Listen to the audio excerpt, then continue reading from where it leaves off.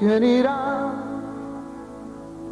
abriendo caminos, forjando mejores destinos, pautas de amor a la humanidad? ¿Quién dirá, asumo ese reto, me entrego completo y me uno a la causa de Dios que cambia el corazón? ¿Quién dirá a esos hombres tan desesperados? ¿Quién irá a esos matrimonios acabados? O ese niño que está solo sin hogar, esperando que alguien le ame.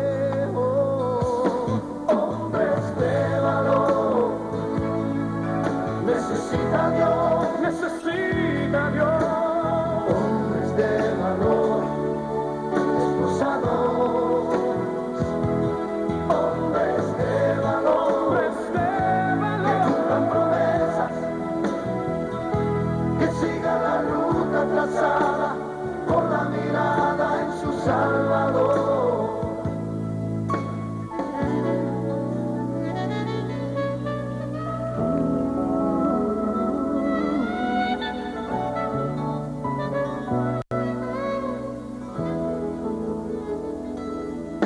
Heme aquí, Señor, rindo mis derechos. Hoy vengo dispuesto a trazar pautas de amor para la humanidad. Hoy aquí, asumo ese reto y me entrego completo y me uno a la causa de Dios que cambia el corazón. Hombres de valor, necesita Dios, necesita Dios. Hombres de valor, esforzados. Hombres de valor, que cumplan promesas, que sigan la ruta trazada con la mirada en su Salvador. Hombres de valor,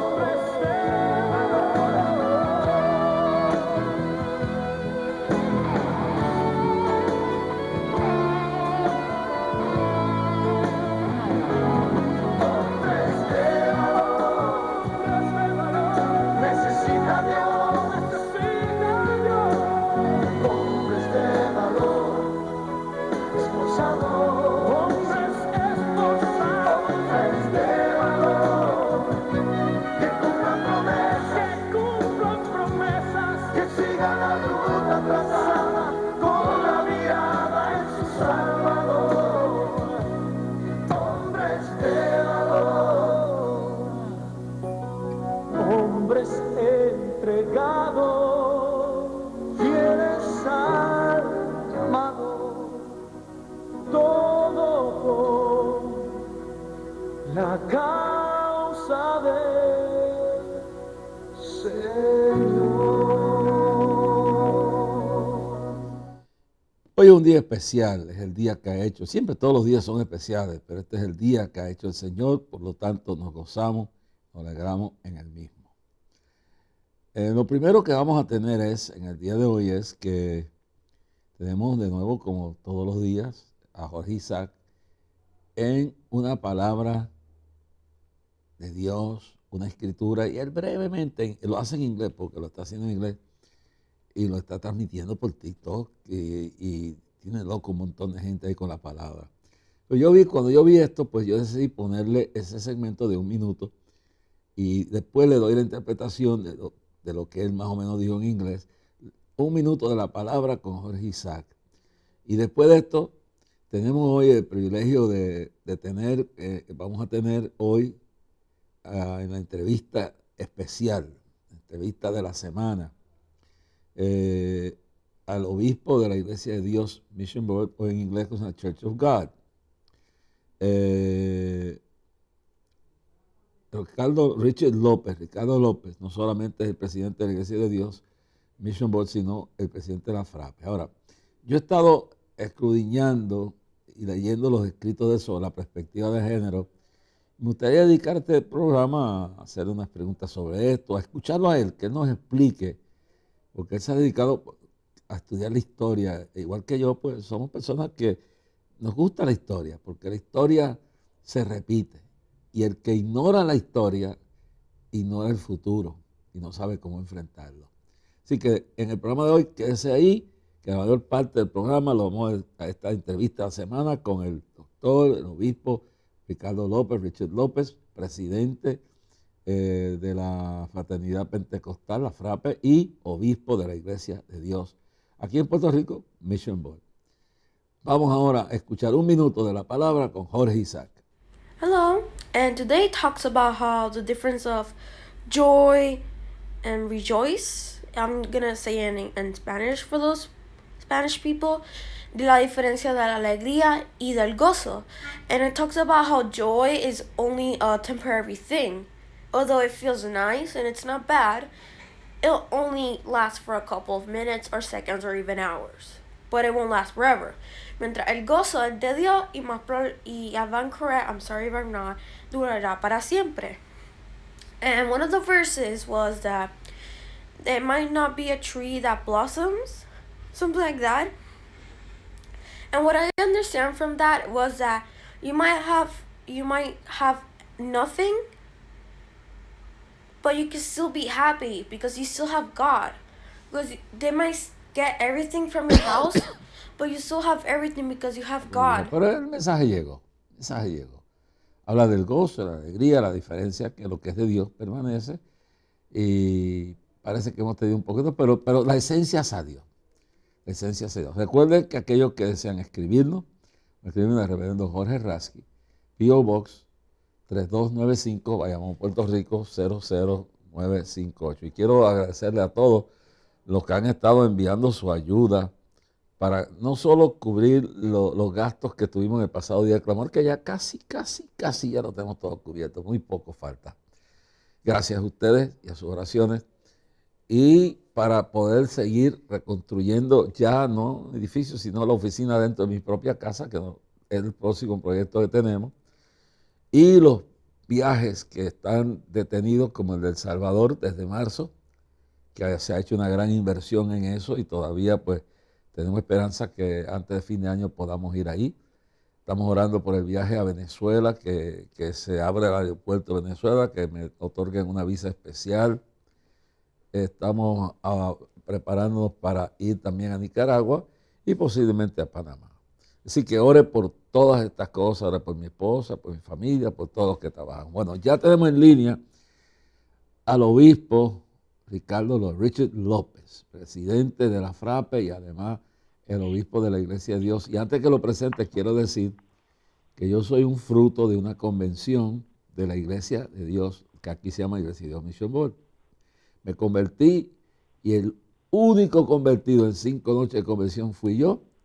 Y ahí fue que yo me convertí después de tanta lucha de mi mamá y mi abuela a tratarme de dar a Cristo. El 5.º día, el cierre de la convención, yo no sé lo que predicó el predicador, yo sé que Dios me habló, que pasara al frente y mi vida cambió. No ha sido fácil, pero aquí estamos todavía. Bienvenido, obispo, Dios lo bendiga.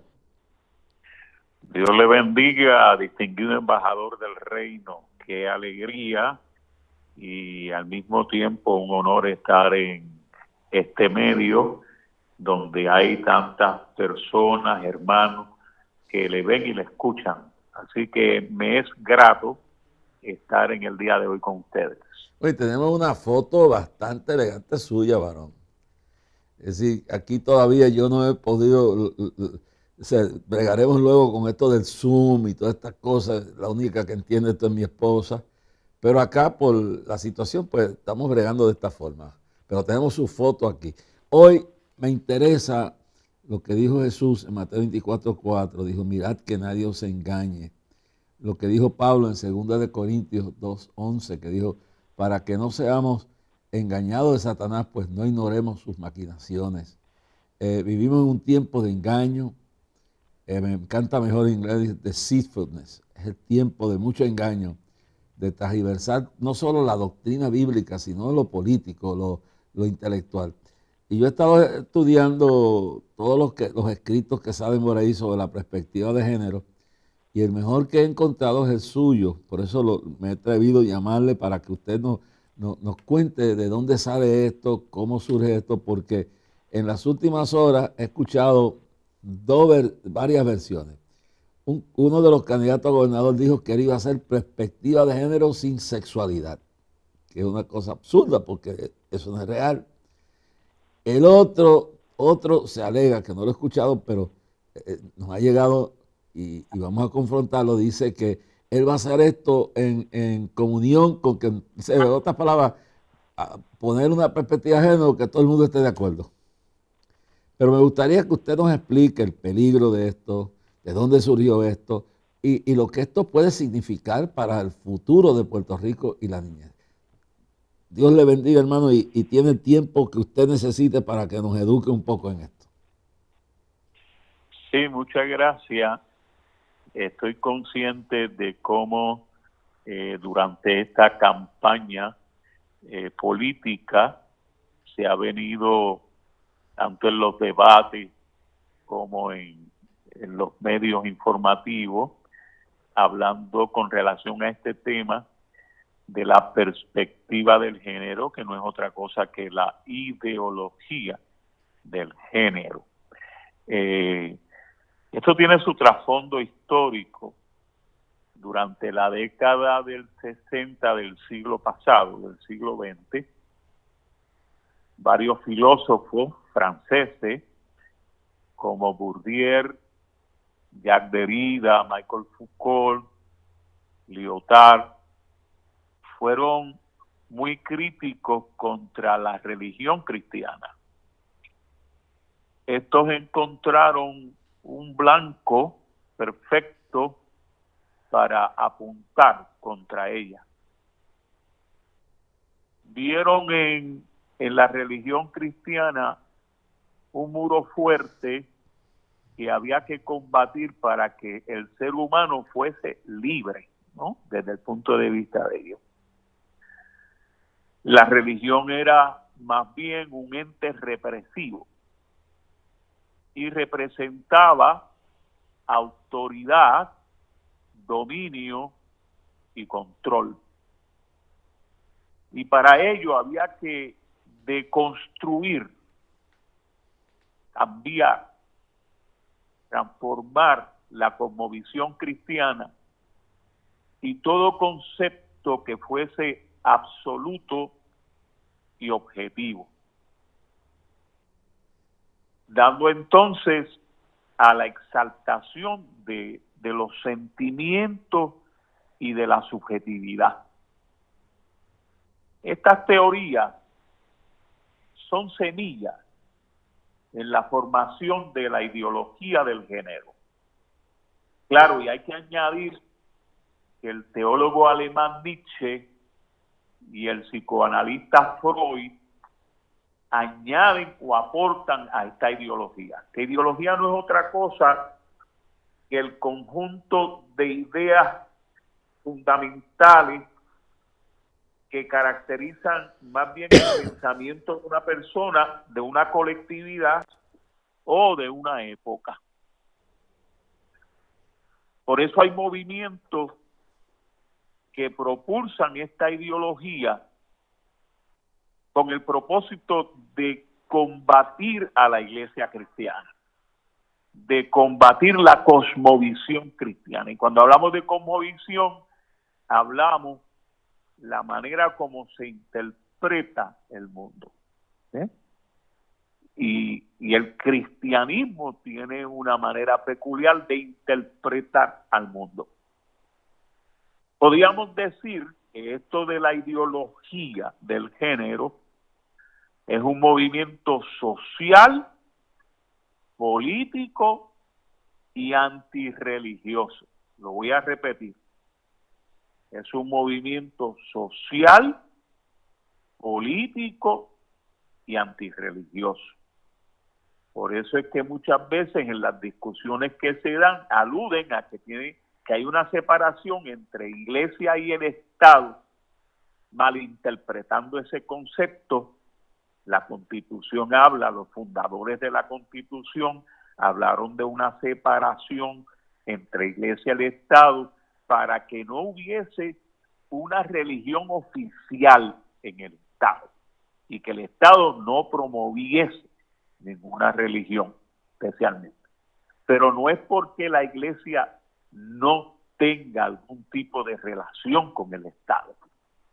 Si hay alguna institución más cercana a las comunidades, son las iglesias, las congregaciones.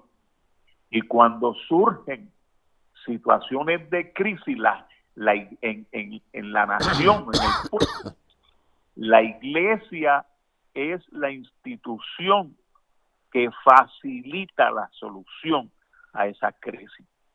En la medida que se analiza y se estudia el concepto de la ideología del género, vamos a encontrar que no es meramente la igualdad de derechos entre el hombre y la mujer lo que se persigue, sino el utilizar el poder del Estado para afectar negativamente a la familia y a la iglesia. Es decir, imponer estilos de vida a través del Departamento de Educación, violentando lo que es la patria potestad de los padres.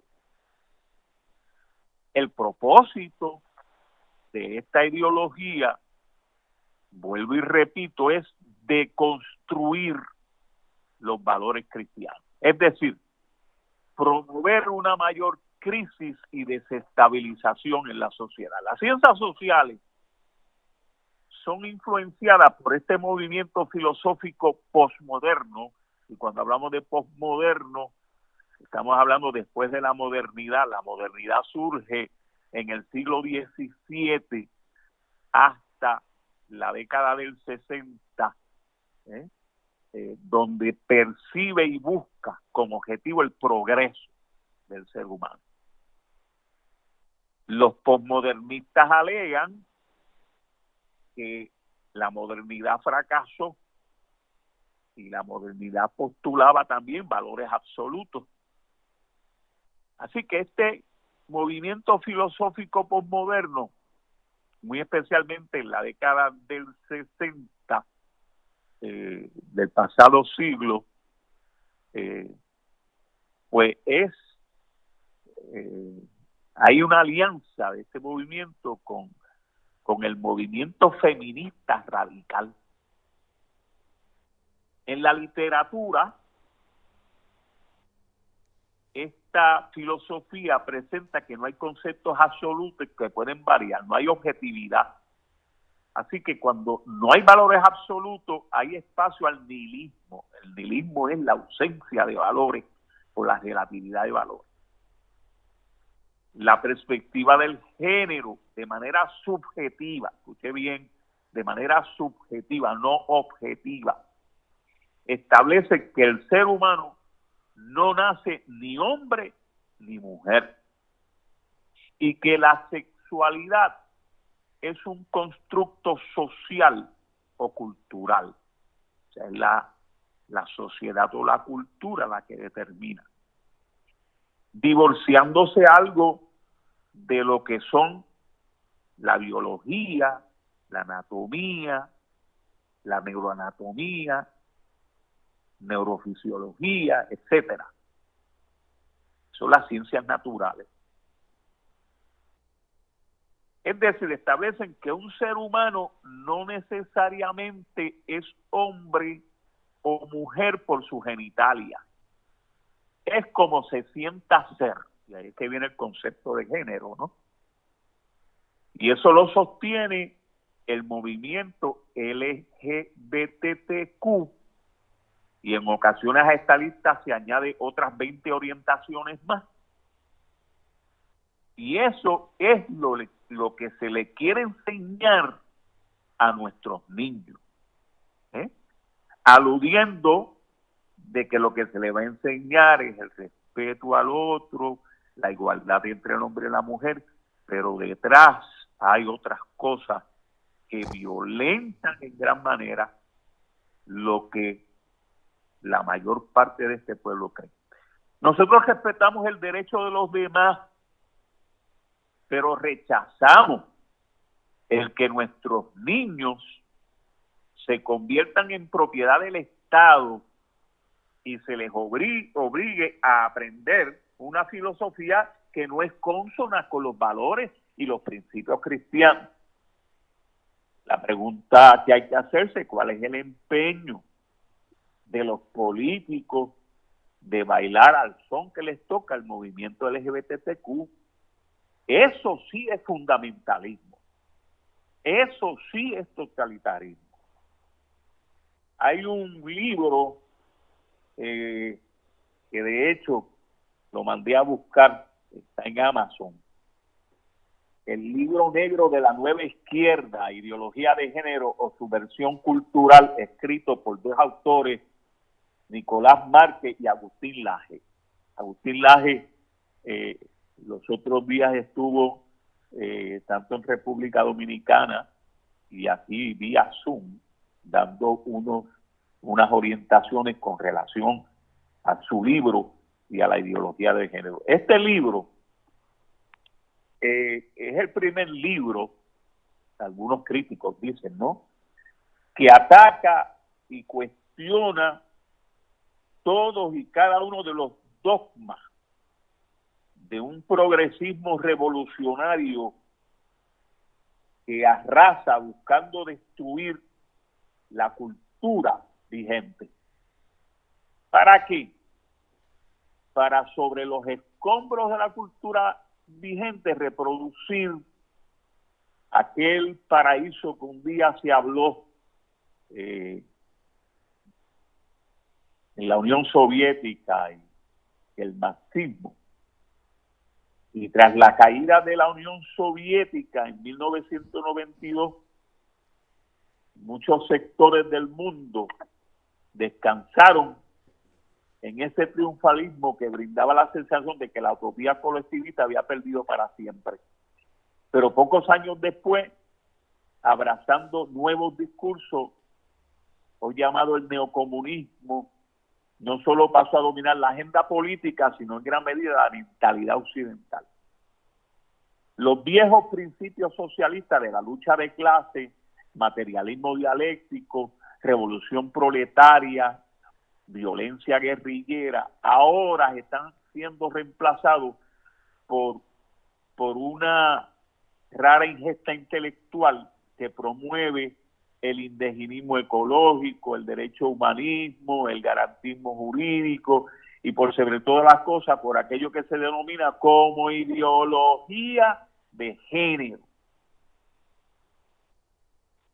Toda esta ensalada se escucha bajo temas de igualitarismo, inclusión, diversidad, derecho de las minorías, que son los verdaderos antifaces o caretas de la ideología de género, cuyo contenido constituye la prioridad militante de esa izquierda desarmada que resolvió canalizar su odio por medio de grupos marginales o conflictuados y aquella captura y adoctrina para sí con el fin de ¿qué? De vehiculizarlos de manera funcional a su causa y de esta manera dominar la academia, hegemonizar la literatura, monopolizar las artes, manipular los modos del habla, modificar hábitos e influir en los medios de comunicación. Es decir, que ya la nueva izquierda ya no busca secuestrar empresarios, sino el sentido común. No persigue tomar una fábrica, sino la cátedra. Y no se trata de confiscar cuentas bancarias, sino la manera de pensar. Y todo lo demás vendrá por añadidura. Los grupos feministas radicales, como el movimiento LGBTQ y otros géneros, alegan que el problema de la violencia aquí en Puerto Rico se va a resolver con la implantación de la enseñanza de la ideología del género en el sistema público y privado de enseñanza, al igual que en toda agencia de gobierno, las leyes, los reglamentos, etcétera. Pero mire, hermano y amigo que me escucha, la causa de la violencia en nuestro país es multifactorial. La mala distribución de las riquezas, el poder económico, el capital en pocas manos, la pobre administración de los recursos del Estado, la mala coordinación entre las universidades y el mercado, la corrupción en las agencias de gobierno, la indiferencia ante lo ilícito, la crítica e irrespetuosidad de algunos periodistas encubiertos en los medios hacia los religiosos, la ausencia de honestidad y modelaje, la promoción de novelas, películas, canciones por los medios de comunicación con alto contenido de promiscuidad, desvergüenza, inmoralidad, violencia, lenguaje vulgar, presentando al ser humano como un objeto sexual, contrabando, vicios, etcétera. Es lo que tengo que compartir con usted, mi amigo y mi hermano, reverendo Jorge Rache. Obispo, vamos a irnos al peor de los casos. Me gustaría su respuesta, si me la puede dar. Vamos a suponer, porque sabemos que esta es una agenda mundial. El libro La Nueva Izquierda, hace un año, a la prima hermana de mi esposa, que es abogada en Panamá, el autor le entregó un libro de esto, ella me lo prestó a mí, creo que todavía no he terminado. Pero es más, el problema que yo tengo con ese libro es que cuando viajo, y me lo llevo para leerlo, y viajo, digamos, a Estados Unidos, o sea, que pasa por seguridad. Entonces está la cara si es el mismo libro, está la cara de Che Guevara al frente. Sí, así es. Sí, el mismo libro. Entonces a mí, yo siempre lo pongo debajo de todos los demás libros, porque no vayan a pensar que soy un infiltrado, que vengo con los líos que hay cuando fui ahora a Broadway, a la actividad que di, pues metí el libro debajo, porque cuando tú abres el maletín, que te lo inspeccionan, ahí sale la cara de Che Guevara y claro, el libro está bien construido, bien hecho. Yo he estado estudiándolo y es uno de los mejores escritos que ha salido sobre esto. Pero me gustaría hacer una pregunta. Vámonos al peor de los casos, ¿no? Sabemos que esto es mundial. En Panamá la lucha es feroz. Ha habido manifestaciones de cientos especialmente la primera hermana de mi esposa, la licenciada Jessica Álvarez, ha sido la que está unida con los grupos pro vida y los que han hecho manifestaciones de más de 100,000 y 200,000 personas en Panamá. Entonces, esto es a nivel de toda América Latina. El empuje fuerte ha sido en América Latina. Eso está moviéndose en Europa, pero donde ellos están enfocados, y según lo que hemos entendido, lo que hemos aprendido es que el interés de ellos en Puerto Rico es que como Puerto Rico tiene la doble cultura, la cultura latina y la cultura anglosajón, ¿verdad? Pues ellos piensan que si aquí dan el golpe, eso influenciaría grandemente en la lucha que hay en prácticamente todo Centro y Suramérica y el Caribe. Así que por eso es la lucha tan grande aquí. Porque esta batalla se está librando en toda América Latina. En Panamá esto ha sido un confrontamiento increíble. Ya en Costa Rica ya prácticamente lo impulsaron. Y mire la situación. En mi brega con el gobierno de Nicaragua, siendo un gobierno de izquierda, ha sido un gobierno que se ha opuesto, no ha permitido que esto suceda. Esto es las cosas raras que Dios hace, ¿verdad? Pero en casi todo, en Costa Rica prácticamente ya esto ha tomado su fuerza. Pero en Panamá y en otras repúblicas esto es una lucha grande. Ahora, la pregunta que le hago es así. Vamos a suponer que en las elecciones futuras gane un candidato que promueva esto y entonces oriente su gobierno a imponer esto, porque lo que he oído es de algunos que no solamente lo van a instituir en la escuela pública, van a tratar de acabar con las escuelas e iglesias o todo, intervenir en el repertorio o en la forma de dirigir hasta nuestras escuelas cristianas, ¿verdad? ¿Qué usted piensa? ¿Qué tendría que hacer la iglesia si esto llegara a realizarse y a imponerse sobre nuestros hijos en las escuelas? Fíjate que yo, haciendo introspección, la lucha de la iglesia durante la modernidad, especialmente el siglo pasado, fue contra la enseñanza de la teoría de la evolución, ¿te acuerdas? Sí, sí, sí. Donde la iglesia entonces comenzó a hablar de la teoría del diseño. Y la lucha fue bien cuesta arriba, pero llegó el momento que eso como que se opacó, pero ahora la lucha es contra esta, si se le puede llamar teoría, de la ideología del género. Mi análisis es que a través de los procesos históricos, llámese la antigüedad, la Edad Media, el Renacimiento, la modernidad, ahora el posmodernismo, y algunos ya hablan de poscristianismo, que yo no estoy muy de acuerdo con eso. Siempre el Espíritu Santo ha utilizado a la iglesia para levantar su voz profética, y siempre ha prevalecido la iglesia, aunque sea un remanente. Lo hubo en los primeros 5 siglos de la iglesia, donde se dieron los grandes conflictos de la iglesia, y la iglesia prevaleció. El Imperio Romano cayó y la iglesia prevaleció. Y hay lo que se llama el concepto providencial de Dios, donde Dios siempre moverá a la iglesia hacia el cumplimiento de su meta ulterior. Y su meta ulterior es el establecimiento, el rapto de la iglesia, el establecimiento del reino.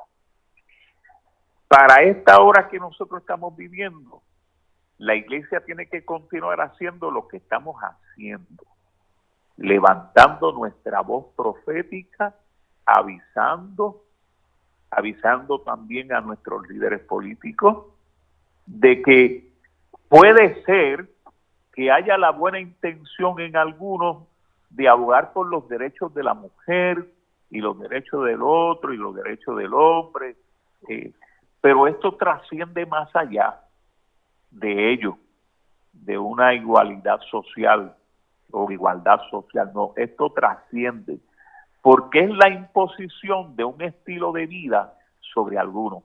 Y si hablamos de democracia, ¿cómo dentro de una democracia vamos a tener vestigios totalitarios?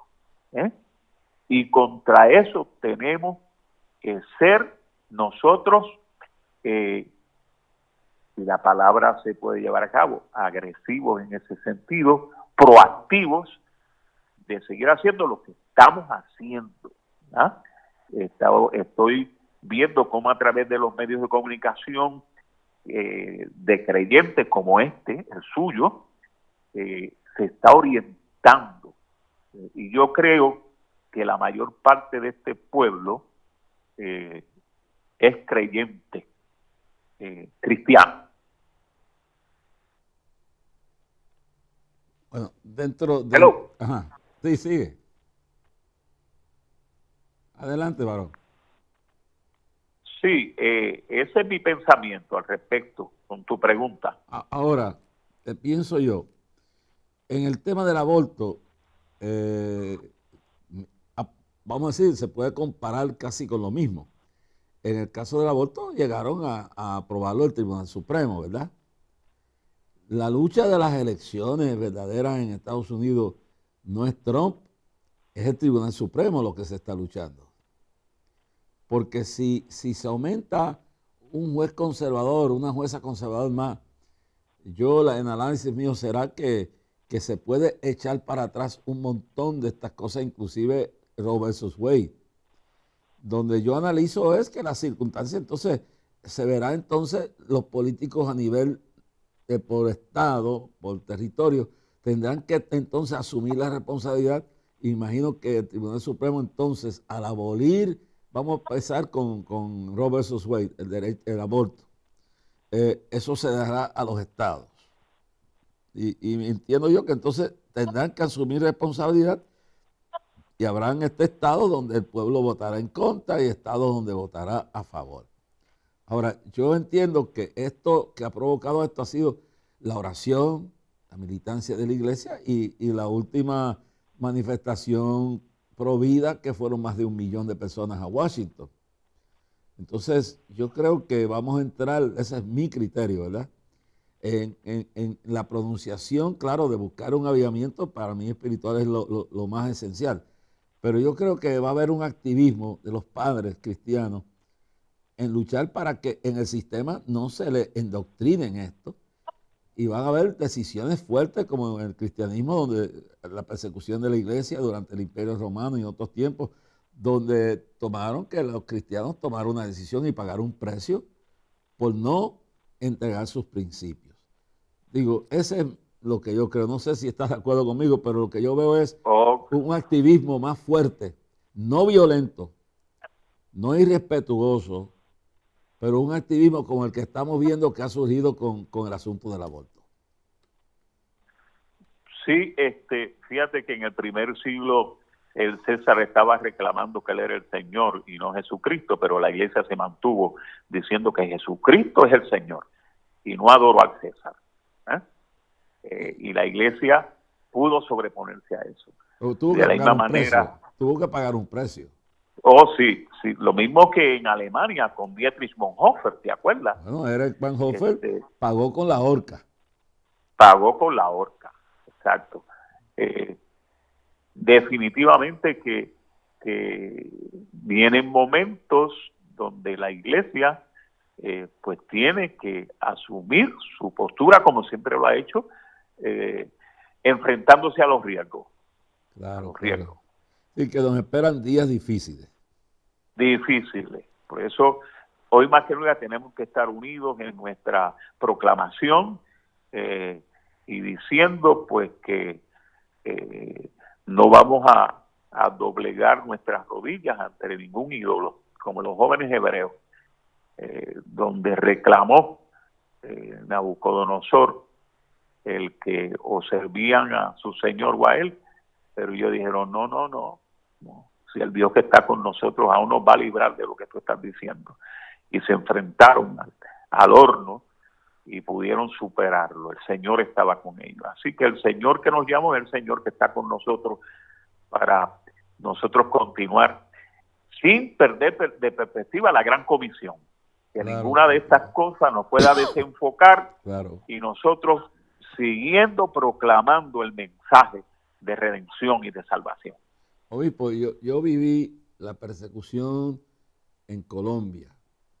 Colombia fue una tierra bañada con la sangre de los mártires. En el cementerio evangélico de Bogotá hay 35 misioneros ingleses y norteamericanos enterrados que fueron asesinados por el fanatismo romano que prevalecía en Colombia. Yo no sé, el mundo vivía como ajeno de esto, pero los Eugenio Jiménez, mi persona y otros más, especialmente Eugenio y yo, que fuimos los que nos metimos de lleno en eso, estaba David García, que ya murió, y algunos otros que los nombres no recuerdo, pero especialmente Eugenio y yo vivimos eso, donde un gobierno imponía su religión. Tú no podías estudiar en ninguna escuela a tus hijos si no negabas negabas la fe evangélica. No solo eso, el matrimonio que no fuera por la iglesia romana no era considerado, entonces todos los evangélicos eran considerados adúlteros. existía el lema que matar a un comunista, matar a un liberal y a un protestante no era pecado. Sí. Entonces, eso consiguió que yo tenía un que llegó a ser miembro del Ministerio como Adelmo Chávez. Adelmo Chávez vivía en el área de Chiquinquirá y un día entró el alcalde con el cura y las tropas y le pusieron su niño de 3 años al frente con una bayoneta apuntándole. Y dijeron, si no niegas tu fe evangélica, tu hijo lo matarán, y se lo mataron al frente. Adelmo ni su esposa se dieron. Un adventista salvó que la esposa de Adelmo no la violaran. Adelmo después vino a ser uno de los ministros, bueno, después era de una denominación que no tenía lo del bautismo, pero llegó a ser un hombre lleno del Espíritu Santo después, llegó a ser tesorero nuestro. Era el hombre más pacífico que tú podías ver, pero era el símbolo del precio que tuvo que pagar la iglesia en Colombia para los que quizás hoy tienen tantas mega iglesias, no recuerdan que lo que tienen hoy se pagó con el precio de la sangre de los mártires. Y yo pues recuerdo esto y digo que va a haber un tiempo donde nosotros, claro, seguimos la enseñanza, vencer el mal con el bien, orar por los que os persiguen, amar a vuestro Dios, etc. Pero donde vamos a tener que estar dispuestos al rechazar a César, lo que César, darle a César lo que es, pero rechazar darle lo que es de Dios a César, vamos a tener que prepararnos para enfrentar todo lo que viene. Y si tiene una última palabra después de esto que ha dicho, varón, désela al pueblo, especialmente estamos ante un proceso electoral. Bueno, cuando yo estudiaba en la IUPI, el movimiento de la FUPI tenía un lema: a mayor represión, mayor combatividad. Y si adaptamos eso a lo nuestro, es a mayor presión, mayor combatividad nuestra. Tenemos que continuar levantando el estandarte de los valores eternos del cristianismo, sin ninguna tristeza ni vergüenza, sino levantando, proclamándolo, enseñándolo, proclamándolo desde los púlpitos, enseñándolo en nuestros hogares, esos valores, claro. Y yendo a donde haya que ir para defender lo que son los valores eternos del cristianismo. Y así yo espero que todo creyente haga prevalecer lo que son sus valores. Y nos estamos enfrentando a una campaña política y luego unas elecciones. Allá, cuando vayas a dar tu voto, primero son los valores y después los colores. Que Dios me lo bendiga, Dios bendiga al reverendo Rasky y a toda su distinguida audiencia. Oye, y salúdeme a su novia eterna. Bueno, lo haremos, pero gracias por atenderme, ¿sabes? Y sé que usted es muy ocupado. Iré a cobrar el compromiso que tenemos, ¿sabes? Claro que ¿sabes sí. cuál es, verdad? Sí, claro que sí. Salúdame a tu esposa, a tu novia, a todo el mundo allá, esa novia eterna tuya también, que nos sobrellevan muy a los dos, ¿sabes? Porque las mujeres tienen que sobrellevarnos. No somos fáciles. Dios te bendiga y Dios bendiga la obra, y gracias por que llevas a cabo, y te felicito por haber sido electo presidente de la FRAPE. Ahora tienes más trabajo, ¿sabes? Sí, eso es así, pero con mucha satisfacción. Dios te bendiga, varón. Amén. Bueno, acabamos de sostener una larga entrevista con un hombre que ha hablado bastante profundo de esto de la perspectiva de género. Entonces, esto es ideología de género, esto es la última frontera a la cual nos estamos enfrentando, hermano. Jesús lo advirtió claramente y dijo bien claro, dijo, mirad que no os turbéis. Pero antes de eso, en el capítulo 24, verso 4, Jesús dijo, mirad que nadie os engañe, porque vendrán muchos en mi nombre diciendo yo soy el Cristo y a muchos engañarán. Y esto es una más adelante. Mire lo que dice aquí, me encanta decir. Entonces, en el verso 8 dice, y todo esto será principio de dolores. Y en el verso 9 dice, entonces, Mateo 24, 9, entonces os entregarán a tribulación y os matarán y seréis aborrecidos de toda la gente por causa de mi nombre. Así que le digo a todos nuestros compañeros, bienvenidos al club. Yo llevo años recibiendo bendiciones, recibiendo el apoyo de millones de personas, pero el desprecio, la calumnia, el ridículo.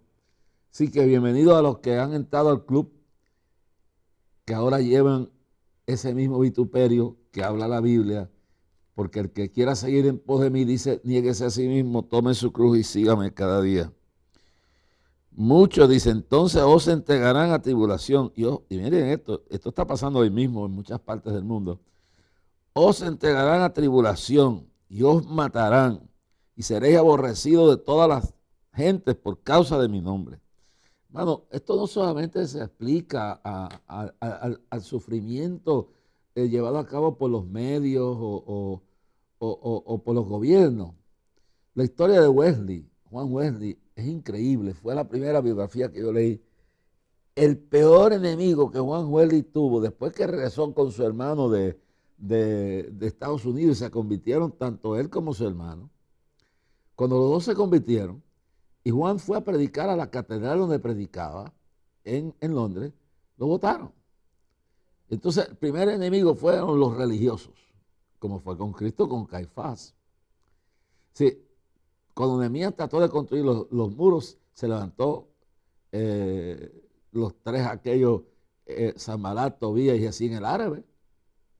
¿Sabes? Que siempre ha habido gente que se levanta desde adentro mismo del pueblo, pero en el caso, dice que dentro de tu propio hogar, dice la Biblia aquí, se levantarán también, y dice bien claro, que en aquel día, escuche bien claro, en aquel día los padres entregarán a los hijos y los hijos a los padres. Pero eso no habla solamente de eso. Juan Wesley tenía un problema grave. No era la iglesia anglicana que lo votó. No era el principio de su mensaje en Londres el pueblo que le tiraba manzanas podridas y cosas. Cuando llegaba a la casa, el peor enemigo que tenía era la esposa. La esposa no quería que él predicara. Le arrancaba la camisa, le tiraba con la Biblia, le arrancaba, destruía.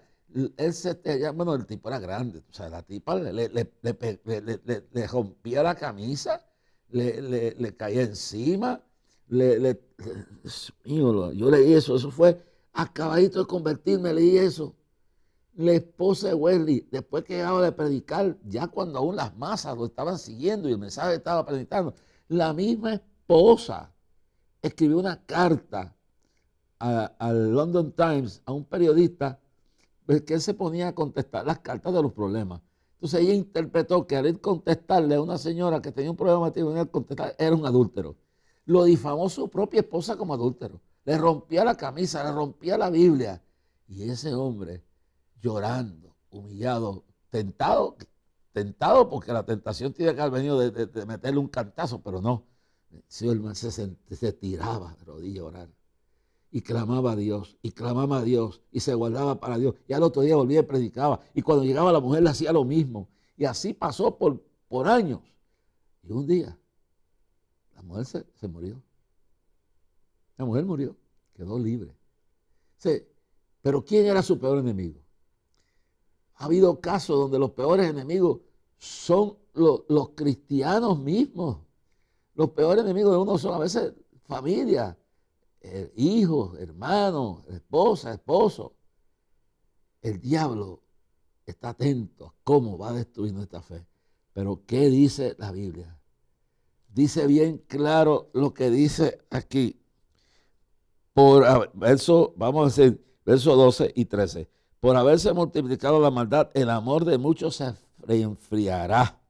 Es decir, que la gente que una vez te amaba, no te va a amar. Cuando tú tomes principios, te van a calumniar, te van a difamar. Este hombre, la mujer, le escribió una carta al London Times, que era como decir el Nuevo Día aquí o el New York Times. Trató de destruir su testimonio, pero si tú eres fiel a Dios, ninguna arma forjada podrá prosperar contra ti y no conspirarán, mas lo harán sin ti, dice el Señor.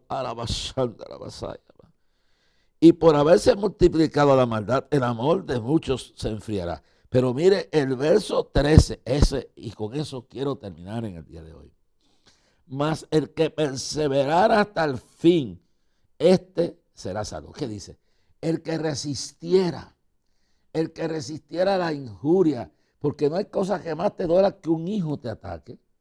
No es cosa más que tu propio pueblo te ataque, que tu propio esposo, que tu propia esposa, como el caso de Juan Wesley, te lleve a la difamación, que tus hijos se rebelen contra ti. No hay cosa que más dura que aquellos que tú has ayudado se vuelvan tus enemigos peores. Pero es lo que quiere decir, más el que perseverare, lo dice bien claro. Ponme el versículo de nuevo. Más el que perseverare hasta el fin, déjalo ahí, no lo muevas.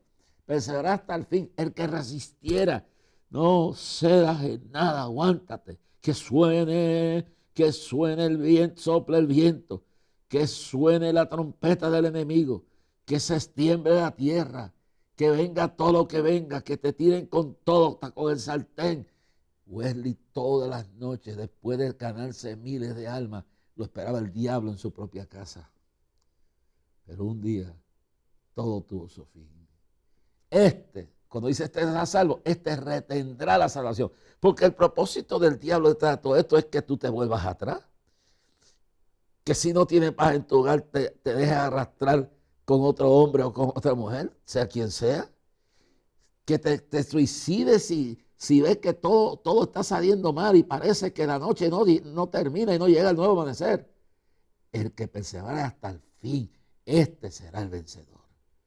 Aguantemos un poco más, hermano. Mientras el día dura, trabajemos, porque viene la noche cuando nadie podrá trabajar.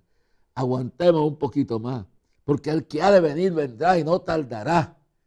Él no vino cuando la tormenta en el mar de Galilea. Jesús no vino a la primera vigilia, no vino a la segunda vigilia, no vino a la tercera, que era entre 12 y 3 de la mañana, pero entre 3 de la mañana y las 6, cuando era la noche más oscura, apareció Él y llegó caminando sobre las aguas. Le dijo: Pedro, no temáis, yo soy. Y a ti te digo en el día de hoy, no temas. Tomemos una buena decisión cuando vayamos a votar. Oremos que Dios nos dé el valor, la sabiduría, que dejemos que Él sea el que cambie, el que dirija nuestros pensamientos.